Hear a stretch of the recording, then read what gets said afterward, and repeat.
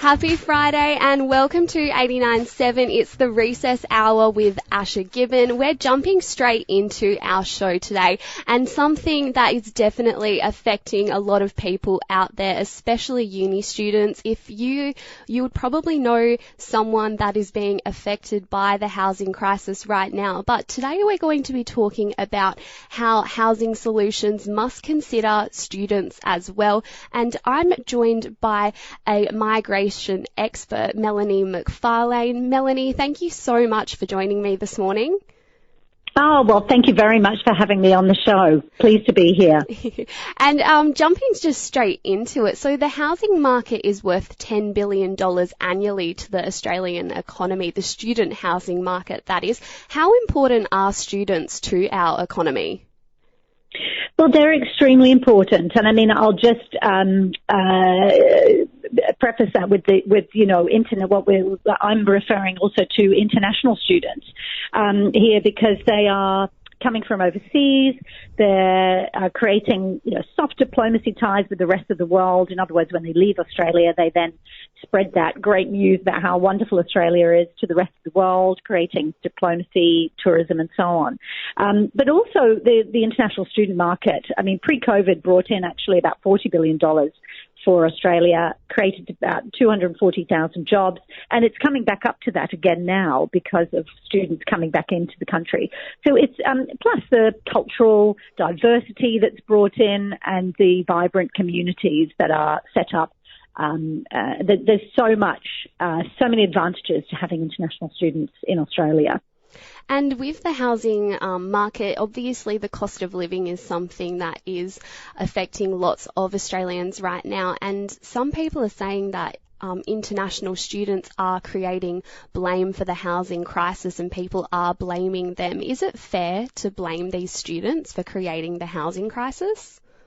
No, I really don't think it's fair, and it's also a bit short-sighted. Well, it's not looking back. I mean, the fact is, even pre-COVID, this housing crisis has actually existed for many, many years, and I think one of the big things is, infrastructure planning and what have you, which needed to have been thought of previously. So it has been around for a long time. I think a lot has happened in COVID. A lot of properties were bought up and turned into Airbnb, for example, which I think a lot of people don't factor in. If you have a glut of Airbnb properties, then they can't be rented. And so these types of things have been happening for some time, but it's really got nothing to do with international students. I mean, they weren't even in the borders were closed for 2 years. And yes, they've been coming back en masse since last year and since they've been able to, but to be honest, those numbers have been curtailed, and we've seen quite a few student visa refusals offshore as well. So it's not like the numbers are any more than they were pre-COVID, and nobody blamed them or talked about the housing crisis so much then. It's 7 minutes past 10. You're listening to 89.7. I'm joined by Melanie McFarlane, a migration expert. Melanie, if houses continue to rise in price, what impact do you think this will have on international students coming into Australia? Well, I mean, obviously they need to have somewhere to live as well when they come into the country. There are a lot of the universities, of course, have solutions for both their own students, domestic and international. And I know that that's something that's being looked at increasingly, and there's more and more student accommodation, purpose-built student accommodation being built. But I think, students themselves will talk about the fact that overseas, if they can find accommodation as well. And so, if there's a lot of, if they're perceiving, because social media is a powerful thing these days, if they're perceiving that they're not welcome in Australia, well, there are plenty of other countries that they can go to, like Canada, UK, US, and even markets, can you believe, where we're sending students from Latin America to other countries like Dubai and what have you. I mean, our focus is Australia. But during border lockdown, we had to obviously look at and diversify a bit. So we just have to be careful that students are not impacted to the point that they don't want to come here, or they feel unwelcome when they're here, because they bring, as I mentioned before, they bring so many advantages. And of course they work. they work in sectors when they were able to work full time, and now they can work part time. They're doing many jobs that perhaps some Australians may not want to do or cannot do because there just aren't enough Australians who are able to work in those positions. So they are really important. And lastly, Housing Solutions, what are some ways that you think the government can consider students with this problem?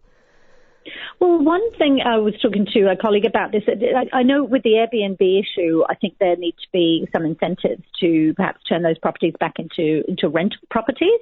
Obviously, there's no short answer to it because it's an ongoing issue. But infrastructure, governments need to look at infrastructure planning and development and so on. And as I mentioned, more purpose-built student accommodation too. But really, when you look at the size of the Australian population, 25 million or what have you, in comparison to say America, it's more than 100 million. It really, or 300 million even, we shouldn't be having this problem in the first place. The other thing is we need to actually bring in more skilled migrants and students to actually study trades. We need to train more people, more Australians in trades so that they can build the properties. That is an issue too.